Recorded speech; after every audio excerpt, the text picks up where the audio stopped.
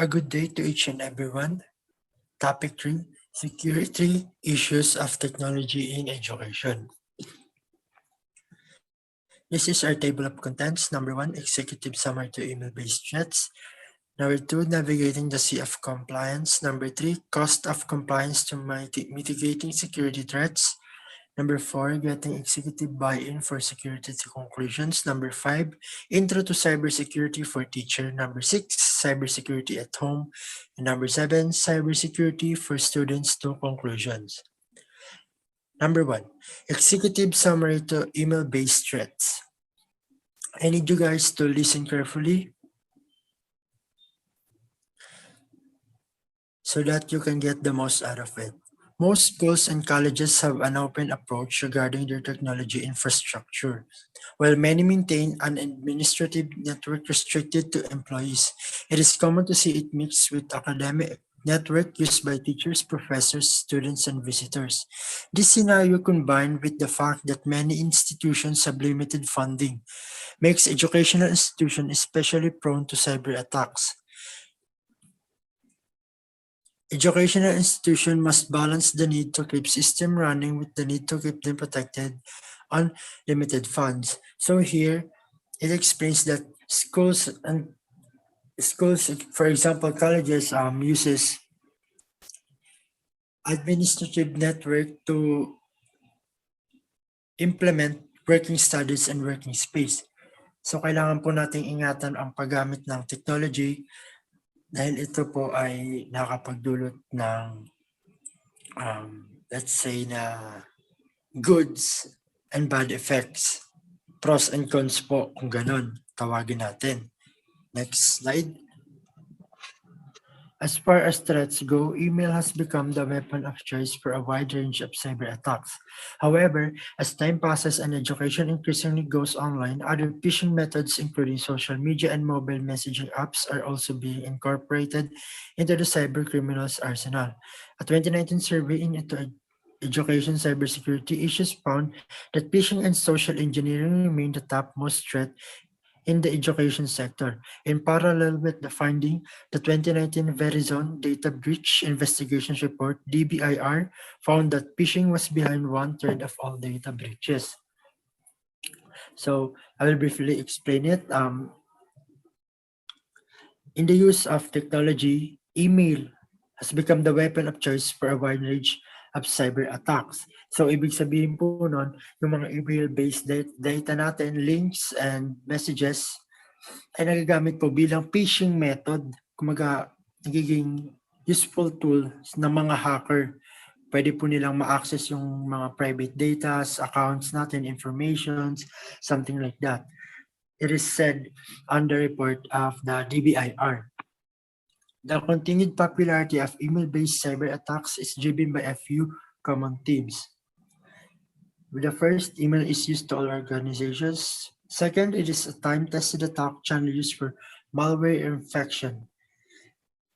Third, attacks such as phishing are not necessarily new, but their frequency, combined with the amount of information cybercriminals can leverage to launch an attack, has caused this risk to escalate even further. So, ayun po yung mga common themes ng email-based cyber attacks. Next slide. For most educational institutions, the contact information of both employees and students are readily available from a wide variety of sources, including institutional websites or social media profiles. Attacks created using this sort of information have a much higher chance of success, as details are carefully crafted into emails that look completely legitimate. This is just one of the factors that makes educational institutions and their employers so susceptible to email-based attacks, including ransomware. As hackers become more and more successful, they continue to raise the stakes. The average ransomware demand was $84,000 in 2019, increasing 2 times over the year. So it is said that the most educational institutions for both employer and students are very susceptible in the attacks of malware use or hacks, viruses, something like that. And it is said that hackers are becoming more successful, more expert in hacking and phishing your this kind of websites and email that we are using right now. So we need to be very careful in doing what we are. We need to secure our data, our internet connections, and so much more. Next slide, please. These three examples illustrate just a few of many security awareness training program benefits. By tying training impacts to business initiatives and company value, security awareness program managers can increase executive buy-in and overall program success. Building staff confidence. Security awareness training will teach staff what to do and what not to do to help protect this business. So ito po ang mga example ng mga security awareness training program benefits na kailangan po natin gawing guide or sundin. Una nga po doon yung kakabasa ko lang po, building staff confidence. Kailangan po natin ng security awareness training sa ating mga staff, hindi na sa mga staff natin, kundi sa ating para sa sarili nating paggamit to our personal use. Para maprotektahan po natin ang ating mga data, files, information, security, something like that. Next is creating a security-aware corporate culture.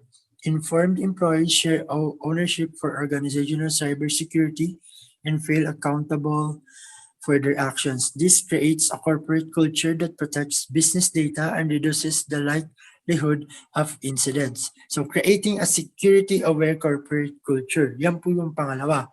So if everyone knows na meron po kayong security measures or meron po kayong security procedures na ginagawa before starting any kind of works on the computer, everyone will know na they will feel safe to do what they want because security is what makes us secured. As simple as that. The last one, saving money and time. Having a cyber-aware staff does not mean incidents will never happen.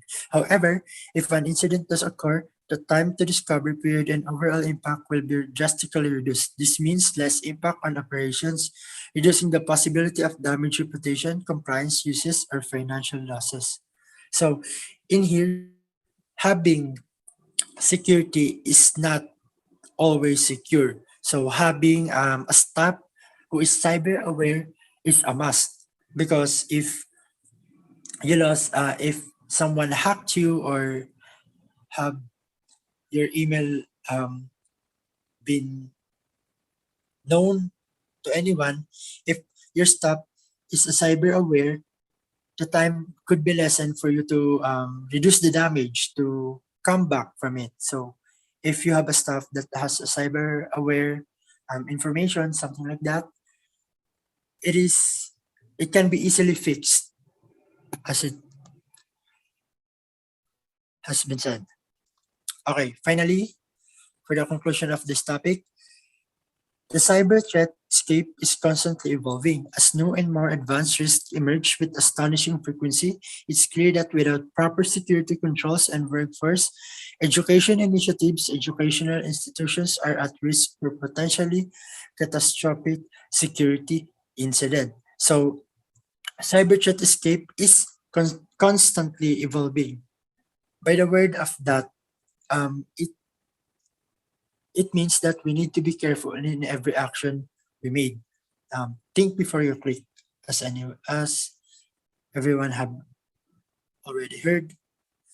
Due to the amount of high-value data collected and stored in their servers, educational institutions will remain a top hacker target. It's up to security leaders to select the right security strategy, including both tech and education-based solutions to protect their infrastructure from attacks. By tying these preventative measures to business value and goals, they can capture executive buy-in and secure support from their awareness training initiatives over the long term. It is said on the last conclusion that educational institutions will remain a top hacker target. So we need securities, antiviruses, anti hack malware, something like that, to protect our data and informations from the hackers, from the anomalies that occurs on the internet. It cannot be stopped because, as I have said earlier, cyber threatscape is constantly evolving. So that's it. Thank you for listening. Next reporter, please. Good day, everyone. So this is Rizame Gravamen to follow the second subtopic, which is navigating the sea of compliance. So navigating the sea of compliance regulations in education. So in terms of compliance requirements specific to the education industry, there are considerable number of cybersecurity laws and regulations that education leaders must understand. So these regulations are designed to protect the employees, teachers, students from many of the threats discussed above. So here are four of the widest reaching mandates. So we have first, the Family Education Rights and Privacy Act. Second, General Data Privacy Regulation and Payment Card Industry Data Security Standard. Third, Children's Internet Protection Act. Fourth, Student Online Personal Information Protection Act. So each one of them we will go through and discuss in the next previous slides. So first, the Family Education Rights and Privacy Act, which also known as FERPA. So this is a federal law applying to all schools receiving funds under an applicable program of the U.S. Department of Education. So this also applies in our educational system in the Philippines. So FERPA grants parents the right to their children's education records. Those same privileges are transferred to students when they become 18 years old or attend post-secondary education. So as we all experience naman, when we are still underage, parents are the one who works about our paperwork in schools. Sila yung mukha ng grades natin, which is sila yung una dapat nakakalam ng mga records natin sa school. So, FERPA dictates the right to inspect and review student education records maintained by the school. So it also gives parents and students the privilege to request correction of the records they deem inaccurate or misleading. So as we nang makatapak tayo ng college or 18 and above, we are the one na ang kumikilos, ang nag-enroll sa sarili natin, ang nag-aayos at nagpapasa ng mga school records natin, and so on. So if ever na may mga maling grades na lumabas, we have the privilege and our parents na magreklamo para maitama yung mali. So as expected, FERPA also clearly forbids the disclosure of confidential student information. For example, name, student identification number, or social security number in a personally identifiable manner without the students or authorized parties' written consent. So it is important when we post our grades in social media, importante na hindi natin mapicturean ang ating school ID number. Why? Kasi pwede tayo ma-detect at magamit yun sa pang-i-scam or pangdadaya. Okay? So that is our Privacy Act. And if ever na gamitin yon, so we have the rights para magsampa ng kaso on the one who na may kasalanan. So it is important na ingatan natin ang ating privacy. Okay po. So next one is the General Data Privacy Regulation Payment Card Industry Data Security Standard. So schools and colleges constantly deal with personally identifiable information from both their employees, teachers, and students.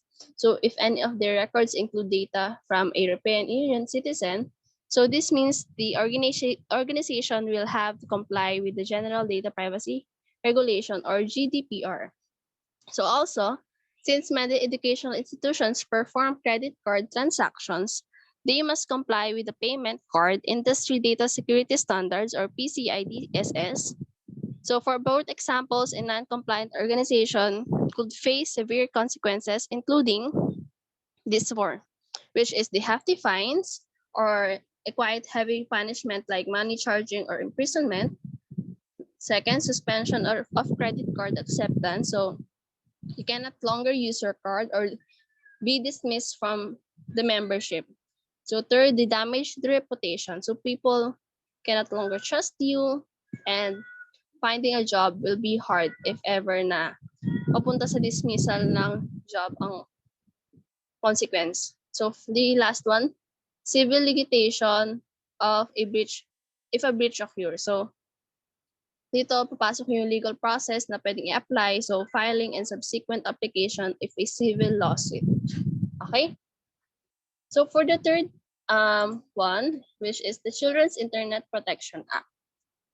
So in the early 2000s, the Children's Internet Protection Act, or CIPA, placed internet safety requirements on schools and libraries regarding internet usage. So the CIPA was created to prevent access to adult content or any other form of information considered harmful to children. So as we experience sa mga schools, bibihira lang ang may free wifi. Diba nakakapag-wifi lang tayo sa library or para siyang may blockage of the services. So this is required in our system. In the K-12 schools and library, they use internet filters and implement other measures to protect children, students from harmful online content, as certain federal funding to block children's access to obscene material, child pornography, and material deemed harmful to minors. Okay? For the fourth one and the last one, Student Online Personal Information Protection Act. So this is enacted in 2014, and California's Student Online Personal Information Protection Act, or SOP-IPA or SOPIPA. So this is created much stricter legislation pertaining to the permissible activities of online school service providers in the digital age. In 2016, student data privacy became a priority issue of state legislators. So therefore, SOPIPA formed a basis for many of the 112 bills introduced in more than 34 states from 2015 to 2017. So currently, schools must deal with the privacy concerns of education data collection and pay close attention to governing the data use and private activities of the online services they provide. So at the same time, they must manage and provide for district resource needs. So especially given the increased data privacy and security responsibilities, so many districts and school boards were charged in the year 2014. So that is all for my part. For the next, which is the third subtopic, will be discussed by Ms. Hernandez. Thank you. Good day, everyone. I'm Sharine Ann Hernandez. For the next topic is cost of compliance to mitigating security threats. Cost of non-compliance, education organizations rank fourth in terms of the number of data records stolen or lost by industry, sitting only behind the government, financial institutions, and technology companies, considering how prone schools and colleges are to security incidents. Ensuring compliance must be a top management priority. So kasi, for example, yung community college, yung unauthorized party, nagkaroon siya ng access dun sa information ng mga estudyante na umaabot sa 28,000. So, yung data compromise included yung student names, dates of birth, and email addresses, usernames, password, in some instances, pati yung social security numbers ng mga estudyante. Kasi, kung hindi siya maaagapan, yung breach na to is it may lead to severe consequences, including yung complete or partial loss of funding provided by the Department of Education. So, there is an immense variety of compliance approaches underpinning an organization's legal framework regarding cybersecurity. The first step should be assigning responsibility for compliance to an individual or creating a compliance department that will oversee essential regulatory requirements, compliance standards, and guidelines. So, yung those responsible dun sa cybersecurity compliance must employ a strategy na mag-gain ng practical information ng compliance and to make sure also na yung sufficient controls mamomonitor and ma-uncover yung any regulatory or kahit na anong legal breaches.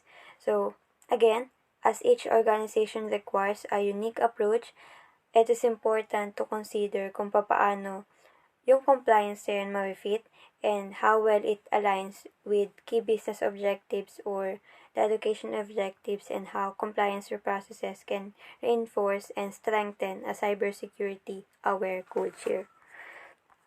Next is mitigating security threats with security awareness training. So, security awareness training is a prerequisite for many security standards and compliance regulations. However, an effective security strategy at any educational organization, a recent survey from JISC found that 43% of universities in UK provided no security awareness training for students. However, the 2019 DBIR study shows that by corporate users have decreased over the last 7 years due to continued awareness training by corporate. So, the human element is often the primary cause of many data breaches through simple mistakes like downloading malware or clicking phishing links. I'm not sure kung na-discuss na siya kanina or madidiscuss pa lang siya, pero along the way is matatackle yung kung ano yung malware or yung phishing. So, by teaching employees and students how to detect cyber threats, they will be better equipped to prevent data breaches and keep data secured. So, meron ditong study. So, according to Verizon's 2019 Data Breach Investigations Report, 32% of breaches used phishing, including targeted emails and social engineering. Other finds include email was used for 94% of malware delivery, 33% of all attacks were social in nature, 34% of breaches involved internal actors, 29% of breaches involved stolen credentials, and 60% of web application attacks are against cloud-based email services. So, cyber criminals have humanized their hacking methods. And as the data shows, it's working sa mga hackers by exploiting common drivers of human behavior like eagerness, distraction, curiosity, and uncertainty. Hackers can easily convince uninformed users to share sensitive data or install malware. And with so many security risks stemming from human behavior, awareness training for employees can be an effective tool in the prevention, detection, and early reporting of security breaches. That's all for my part. Thank you. So, good day everyone. I'm Rose Jane Jordan and I'm about to report the Getting Executive Buy-in for Security to conclusion. Getting executive buy-in for security awareness training as information security efforts shift from reaction to prediction, security awareness training stand out as one of the best and most cost-efficient ways of avoiding cybersecurity. So since, 'di ba, most target ng mga hacker now or ng mga cybercrimes is yung education system. So, yung security awareness training, nag-stand out sila as one of the best source para ma-avoid yung ganitong klase ng cases. Kasi, talagang madaming fini-face na threats ang education industry. Kaya dapat mag-set talaga sila ng goals para ma-avoid ito. Kailangan or dapat ma-assure ng education system yung security sa pamamagitan ng awareness training. In general, before approving any initiative, executives will first consider, is it something required by a law, regulation, or contract? Will it improve company financial results? Will it make our business processes more efficient? Will it create a competitive advantage? Will it reduce our operating costs? Will it solve an issue we are already facing? So using data and cases studies as a basis to construct a what-if scenarios will facilitate meaningful presentation relatable to any organization in the education industry. This create a formidable or argument for security awareness training and its benefits. So, yan. So, sa pamamagitan ng iba't ibang studies and data na nadidiscover natin, marami tayo nagiging what ifs. Marami tayong mga nadidiscover ng mga studies na related sa organization na of education industry. So, pagka ganon, nakaka-create tayo ng iba't ibang opinions and knowledge in terms of security awareness training and its benefits. So now let's proceed to building staff confidence. Security awareness training will teach staff what to do and what not to do to help protect the business. So dito hinihelp ng building staff confidence yung mga staff sa kung ano ba dapat yung mga dapat na i-avoid at i-keep para i-protect yung business. Kasi kung magiging padalos-dalos yung mga stops, maraming maaaring maka-apekto ito sa safety ng isang business. Next naman is yung creating a security aware corporate culture. Inform employees share ownership for organizational cybersecurity and feel accountable for their actions. This creates a corporate culture that protects business data and reduces the likelihood of incidents. So, dito naman, dapat yung mga staffs, mahalaga na nagbibuild sila ng unity. Yung mga employees. Dapat may freedom ang bawat isa na mag-share ng opinions nila or discoveries beyond organizational cybersecurity ng data nang sa ganun mas magiging solid or mas mag-work pa yung pag-protect ng mga staffs or ng mga employees sa business, and mas marireduce pa yung mga incidents na pwedeng ma-encounter.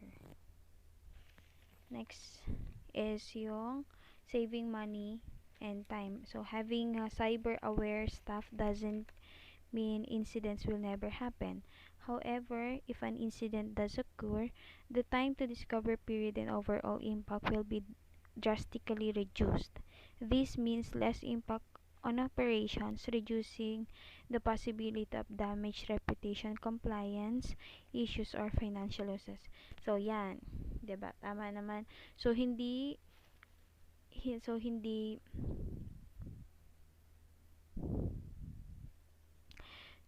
porket mayroon na tayong cyber aware staff, masisecure na natin palagi yung safety. At di natin masasabi rin na porket may ganun na nga, wala na tayong mga incidents na pwedeng ma-encounter. So, pero kung if ever mangyari man yun na may encounter tayo, may ma-encounter, mas magiging aware na tayo sa tulong ng mga staff.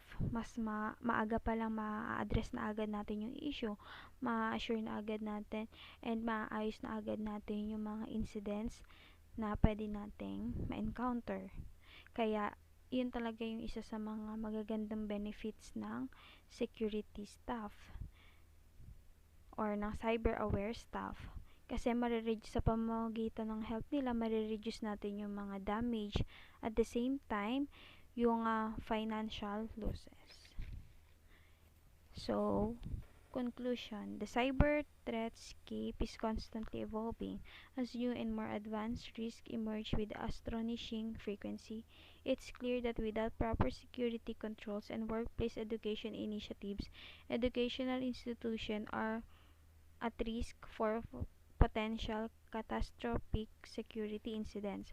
So, to conclude, sinasabi, ang topic lang naman na to, na pag talaga di natin pinagtuunan na yung security protocols, maaaring mas lumala pa ito.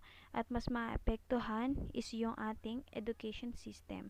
Kasi mostly, ang target ng mga hacker is yung education system. Kasi syempre, yung mga students, mas mabilis silang or sila yung madalas nagiging victim. So yung security leaders, sila na yung bahalang mag-handle nito. Sila na yung bahalang mag-secure at mag-create ng mga strategies para ma-avoid yung mga ganitong incidents. So that's all. Thank you. Good day everyone, I am Reina Milikwanan, and for today, I will going to tackle about the cybersecurity for teacher. So first is, what is cybersecurity? So it is the protection of computer system and network against information disclosure, theft or damage to their hardware, software, or electronic data, as well as from disruption or misdirection of the services they provide. So, as a result of the recent rush to adopt e-learning, the field has been exposed to an increase in cyber attacks. Cyber criminals are finding opportunities to defraud schools, steal sensitive information, or deploy ransomware schemes to extort money. So, now that we have experienced the pandemic, mas na-engage tayo sa e-learning. So, while online learning provides so many positive opportunities for learners and teachers alike, it is more important than ever to strengthen cybersecurity defenses to deal with new and emerging attacks. So, as a teacher, staying informed and learning the best practice to protect yourself and your student is always the best first step to take in cybersecurity. So, I have here 5 cybersecurity threats faced by the teachers. So, first is the phishing. So, it is the attacks leverage social engineering by exploiting human emotion to trick victims into giving up sensitive information such as passwords or credit card details. Over 90% of cyber attacks today start with phishing account to cause SN. So, phishing, it is a scam by which an email user is duped into revealing personal or confidential information which the scammer can use illicitly. So, like many phishing attacks, this scam relies on fear and urgency, pressuring an end to user to submit a payment for good or services they've never even ordered or received. So this ultra sophisticated email encounters you to click on its link in order to view a document, which then takes you to an almost identical version of Gmail's login page. Once an account has been selected, you're then invited to grant access to your Google account, meaning the attackers has free reign. The second is distributed denial of services, which is DDoS. So these attacks occur when multiple systems flood the bandwidth or resources of the local services. These attacks can cause victims 40,000 per hour, while typically only costing around 40 for cyber attackers to engineering. So, a distributed denial of service, or DDoS, is a malicious attempt to disrupt the normal traffic of a targeted service service or network by overwhelming the target or its surrounding infrastructure with a flood of internet traffic. suspicious amount of traffic originating from a single IP address or IP range, a flood of traffic from users who share a single behavioral profile such as device type, geolocation, or web browser version, an unexplained surge in requests to a single page or endpoint, odd traffic patterns such as spikes at odd hours of the day or patterns that appear to be unnatural.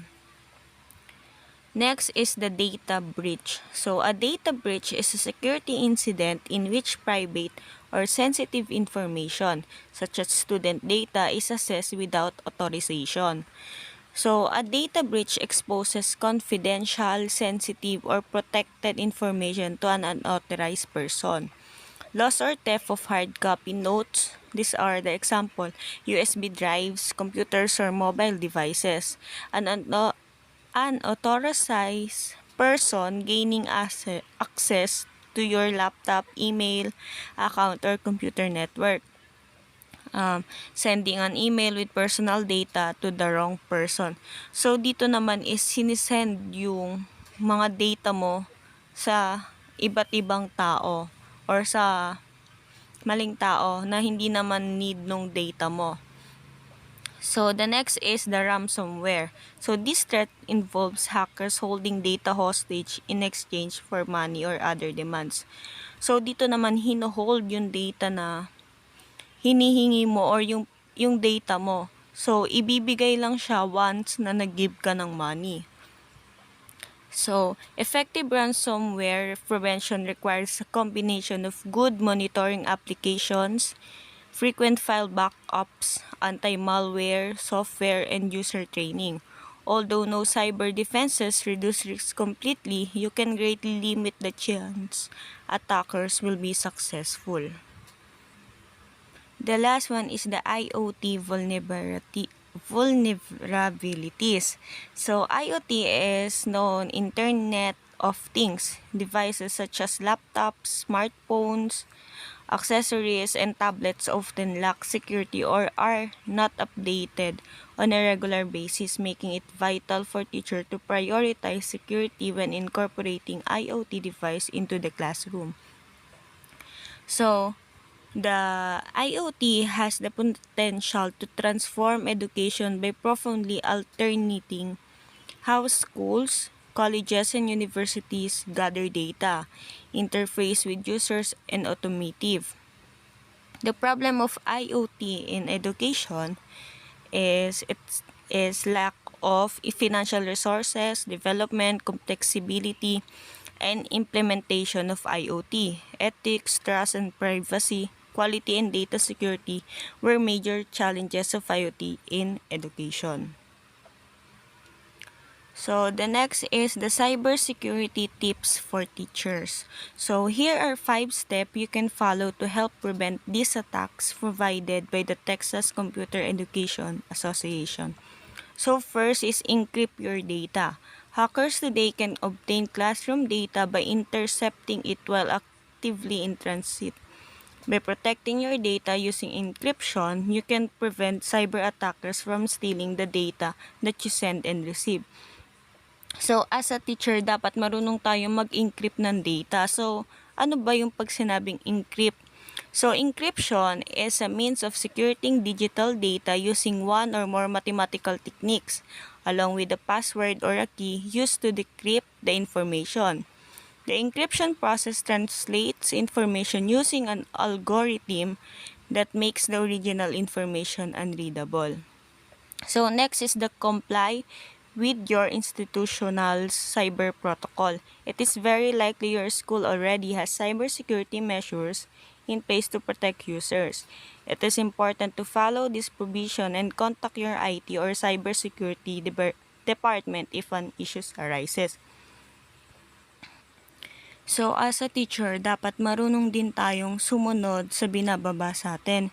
So, katulad nga nito, ang sabi dito, mag-comply tayo dun sa institution sa cyber protocols para mas maging safe yung data natin at yung mga data ng mga students natin. Next is safeguard your device from physical attacks. Always log out of your computer when you step away.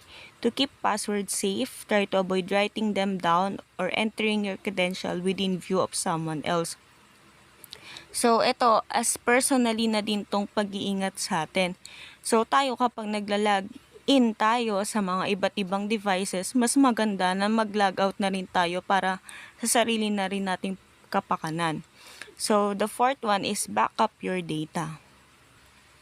So, if your work or institution requires the storage of student data, it is important to back it up to prevent attackers from targeting this private data in ransomware-style attacks where you may be locked out until a ransom is paid. So, ito lagi na itong paalala sa atin na dapat lagi tayong marunong mag-backup ng files. So, the last one is practice good password management. It's easy to take shortcuts when it comes to passwords. A password management program such as LastPass can help you to maintain unique passwords for all of your accounts. So, ito na rin, as a teacher, dapat yung password natin is strongly siya, na hindi siya basta-basta mabubuksan ng kahit na sino. That's all in my report. Thank you. So good day everyone, my name is Jalenan Mabolo and I will be discussing cybersecurity at home. So next po. So cybersecurity at home, what parents should know. So when it comes to in-person learning, schools typically offer reliable protection to students that restricts them from accessing harmful content, while also protecting them from wide range of threats such as malware or unmoderated social media. So dito po is nagpo-provide or nag-o-offer po yung school natin ng protection po para sa students natin or sa mga anak natin ng para maka-access po sila ng mga unwanted po na hindi po dapat nakikita ng bata based po sa edad po nila. So ano nga ba yung malware or unmoderated social media? Ito po yung mga viruses po na pwede pong makasira po ng computers or pwede po maka-harm sa ating mga computers and mga technologies po. Example po is yung cellphone na ginagamit ng bata, laptop or tablet, anything po na ginagamit niya po through na technologies is pwede pong malagyan ng virus po ng mga virus po ng mga hacker po or gustong mga inggit po sa children nyo. So this is usually achieved through the use of filters and blacklists, a collection of websites that are inaccessible to users. So applied to school devices or through the school's network connection. So however, with young learners turning to digital classroom, parents may not have access to the same safeguards put in place by formal institution. So yung dito po, nagpo-provide po yung school ng filters or filters and blacklist po na ginagamit po nila para po protektahan po yung children natin. It is a collection po ng website that are inaccessible to the users po. Ang mangyayari po dito is hindi po ma-access po ng mga bata yung pinaka website ng admin. So pero po pag nakauwi na po tayo is hindi na po natin mapoprotektahan yung mga bata sa unharmed po kasi po wala po sila sa place po. Wala po sila sa place kasi po di ba po sa school po is yun lang po yung pino-provide nila. So pa-next po ng PPT. So cyber security threats and tips for parents. So 5 cyber security threats faced by children. So cyber predators, malware, malicious ads, identify theft, online gaming. So 5 security tips for parents.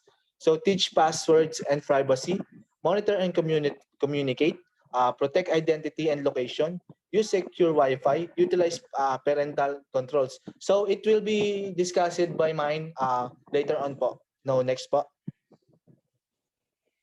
So cyber threats for parents and children. So nagsagawa po ng research po yung PCMAG. So 76% po ng parents are worried about their child or kids online safety and have major concern about online threats faced by children.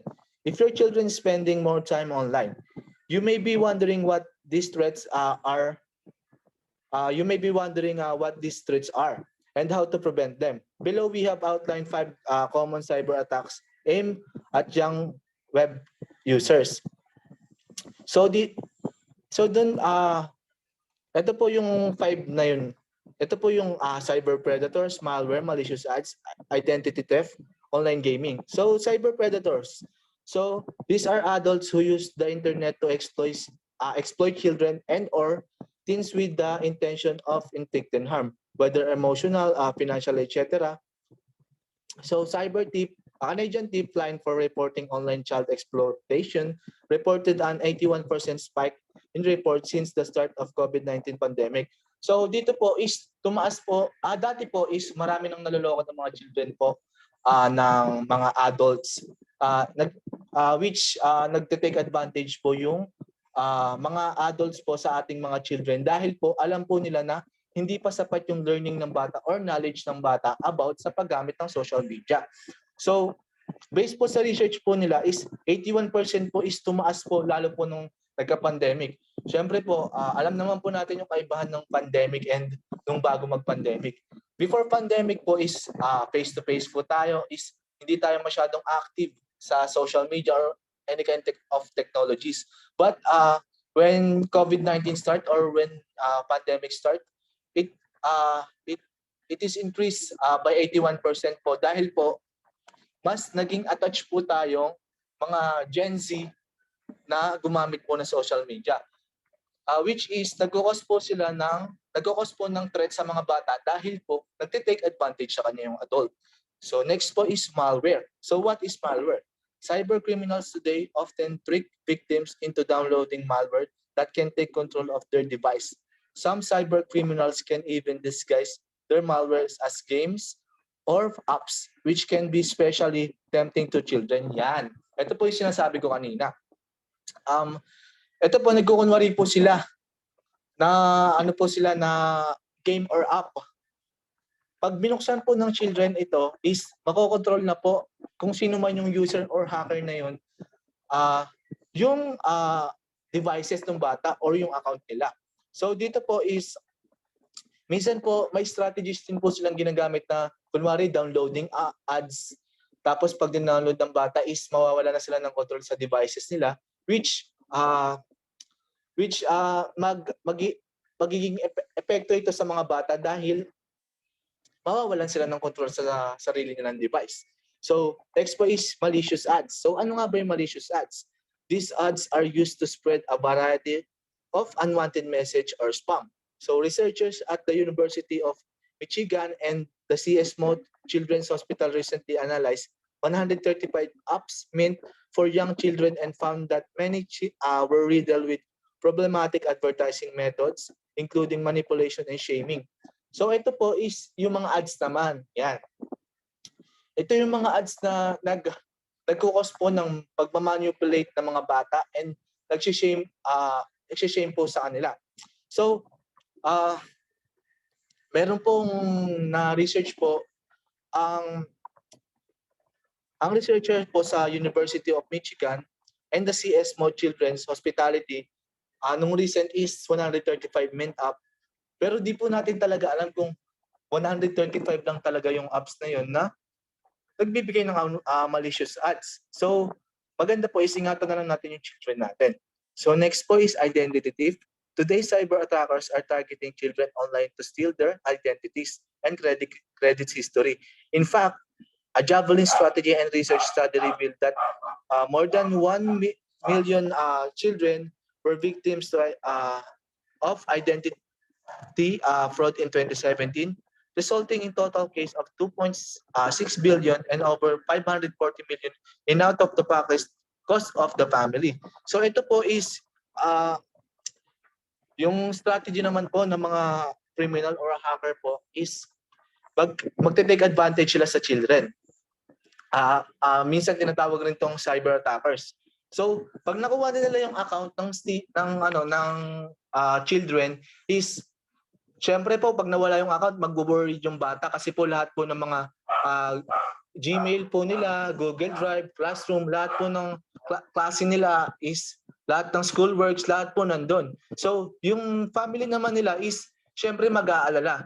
ano yung magiging cost ng pag-aalala is syempre gagawa nila ng paraan. Ang ginagawang paraan po ng mga parents po is magbibigay po ata sila ng pera sa cyber attackers to give back yung kinuwang account. So kaya po dito is sinabi po dito na 2.6 billion and over 540 million in out-of-pocket cost of the families. Di ba po? Sobrang laki ng nagagastos ng mga family dahil po sa mga ganito. So 5 and last is online gaming. According to research from the Entertainment Software Association, 70% of families have at least one child who plays video game. With this, many children actively gaming, phishing scam, viruses, and harassment have become a commonplace in gaming communities according to the Webroot. Yan. Yung syempre po, nowadays, ang mga bata is masyado nang tutok sa social media, technologies, cellphones, laptops, is dahil doon is yung mga hackers po is ginagawang nagsasamantala sila or nagte-take advantage sila. Dahil alam nila na sobrang active ngayon is meron silang mga games na gagawin, tapos po magbibigay ng viruses sa iyong cellphone or laptops, PC or etc. So dahil dito nag-i-increase din po lalo yung mga batang naluloko dahil nga po sa pagka-addict rin nila ng online gaming. So next PPT po. So cyber security tips for parents and children. As a parents, you are your child's best protection against online threats like those mentioned above.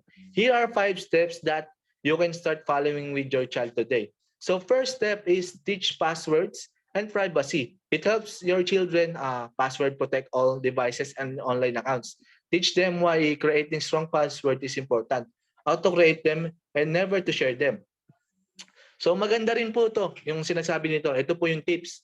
Kailangan po turuan nyo po yung children or anak nyo na gumawa ng strong password that will allow them na sila lang yung makaka-access. Dapat po matuto rin silang hindi i-share kasi po it's their privacy. So ako po as a student po is naranasan ko pong gumawa po ako ng password po na mahina lang or weak. And naging cause po nito is nahack po yung account ko sa Facebook and nahack po is, and simula po pagkabata ko is nandun na po lahat ng mga photos, files, documents po na napaka-importante po sa akin. So para sa akin po is sobrang efficient nito para sa mga bata. Nowadays po, lalo na po yung mga bata ngayon is padalos-dalos lang po. Kung ano lang po yung i-type nila, minsan nakakalimutan nila agad. Or weak password lang, gaya po ng mga password po ngayon ng kabataan is 1, 2, 3, 4 hanggang 10 or etc. So teach password and privacy is really important po sa mga bata po natin ngayon. So tayo po as a student and the future parents po is kailangan po nating bukas po yung kaalaman natin sa mga ganito. So next po.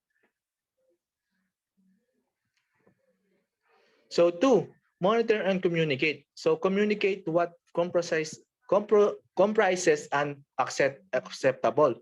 So respectable to themselves and others online posts, and take the time to monitor your child's online activity as often as possible. So why? So why kailangan i-monitor? So para po malaman natin kung yung ginagawa nilang online activities talaga is good ba or bad.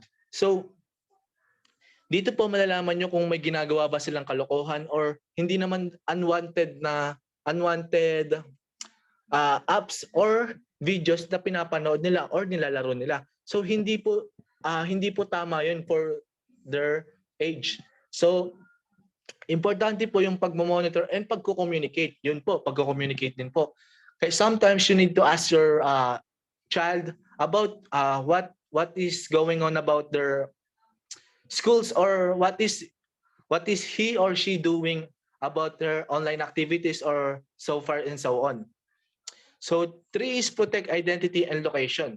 So disable photo geotagging on your Android or iPhone and remind your child not to share my personal personal info online like age, school address, phone number, last name, or any personally identifiable data. So dito po is kailangan po matuto po yung mga student, yung mga child natin or anak natin na hindi dapat ah, hindi dapat sinishare yung ganun. Parang yung sinabi ko po kanina is yung dapat po alam rin natin yon, yung strong password, yung ganun. Ito po, dapat po alam nila kung paano protektahan yung identity nila. Hindi po dapat sinishare po yung ganun. Kasi po, malay mo po, may nagpapasurvey sa inyo or may balak gawin na masama yung tao na yun. Then, he or she share the identity to that strangers. So, what is the cause of that move? So, dahil sa galaw niya na yun is edi makakagawa ng masama sa kanya yung tao na yun and makakagawa ng threat.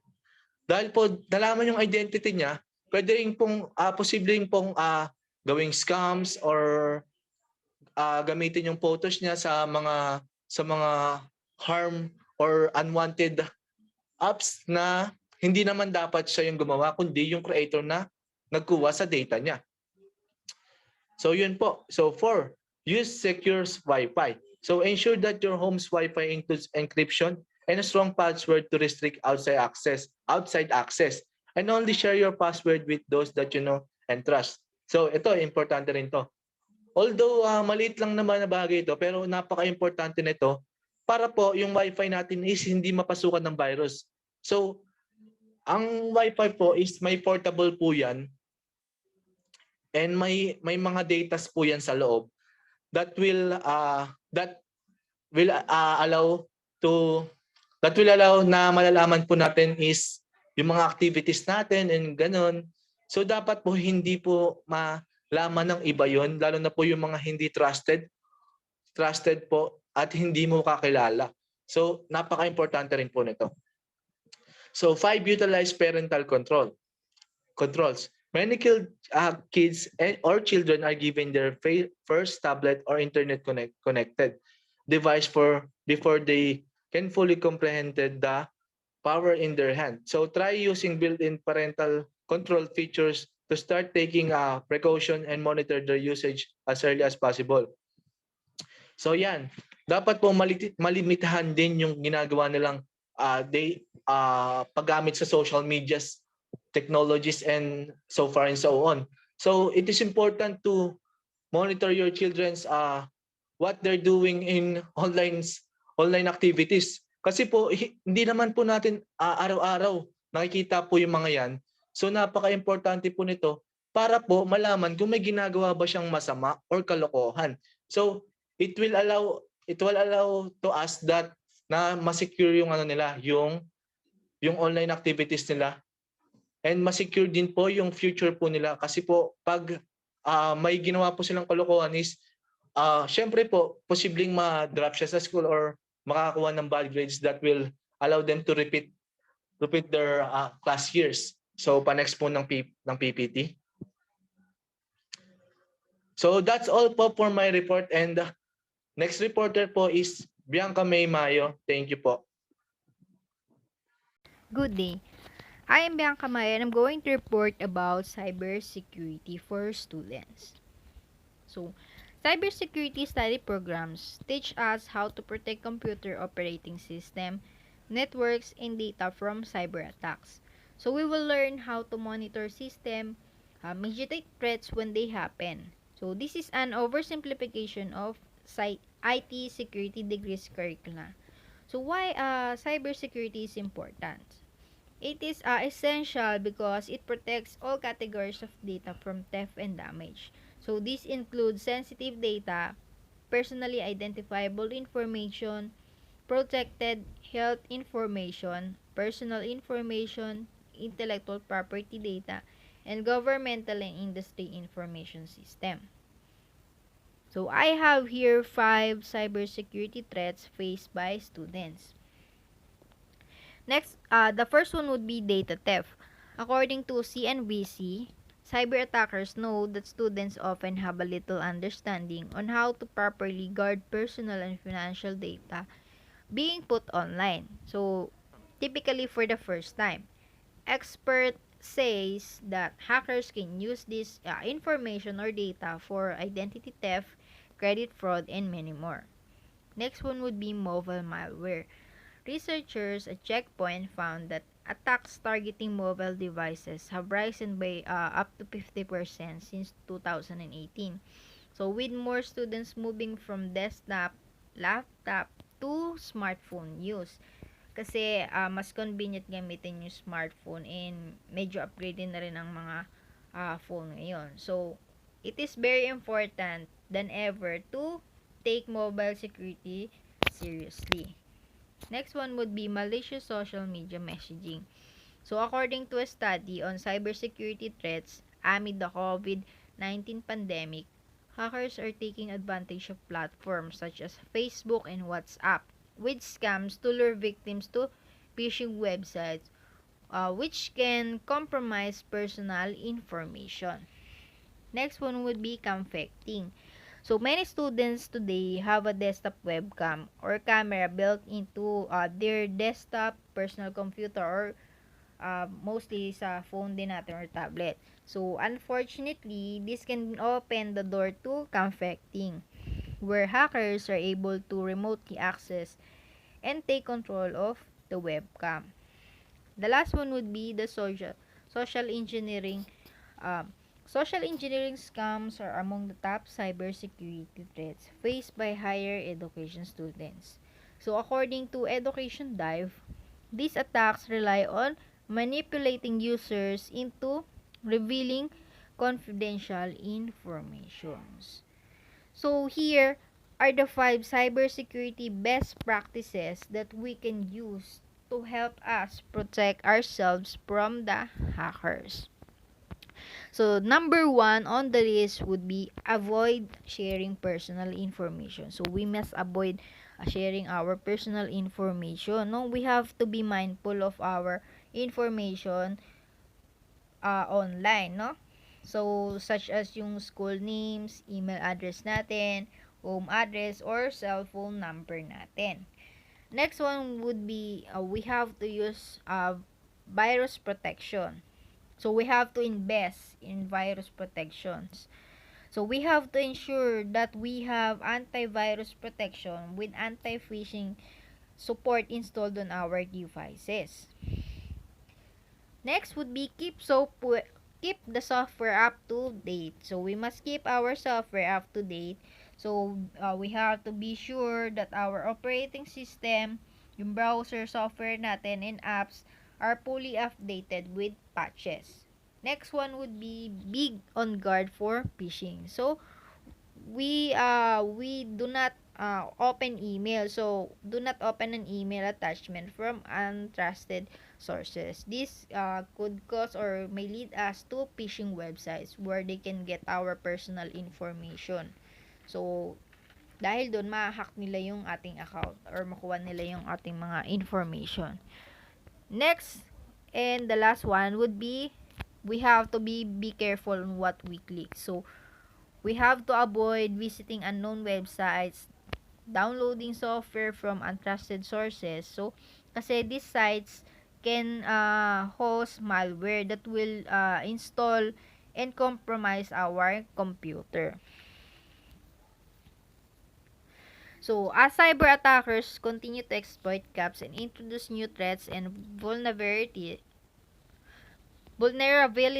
teachers and parents and students must also equip themselves with the knowledge to protect their devices and personal information. So, it is very important than ever to keep yourself safe. So, you have to follow the tips above that can help you or us better secure our technology and personal information from the threats and cybercrime. So, that would be all. Thank you.